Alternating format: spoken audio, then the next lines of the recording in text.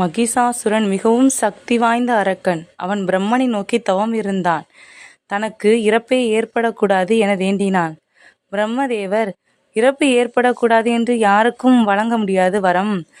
நீ வேண்டுமானால் யாரால் உனக்கு இறப்பு ஏற்பட வேண்டும் என வேண்டிக் கொள்ளலாம் என்றார். மகிஷாசுரன் யோசித்தான். ஆண்களே பலம் உள்ளவர்கள்.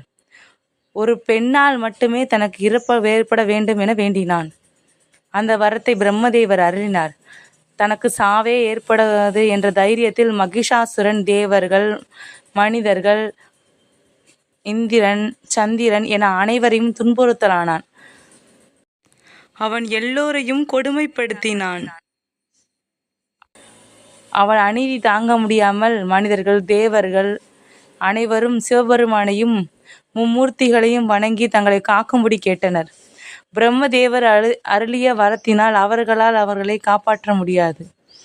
ஆனால் 3 பேரும் சேர்ந்து 3 தேவியரும் ஓர் வடிவமாகி மகிஷாசுர மர்தினியாக உருவெடுக்கச் செய்தார்கள்.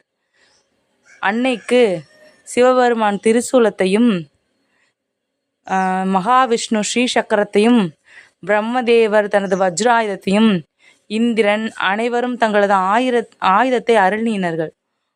9 நாள் நடந்த போரில் மகிஷாசுர மர்தினி கடுமையாக போரிட்டாள். தாயின் அலறல் சத்தம் கேட்டு வெளியே வந்தான் மகிஷாசுரன்.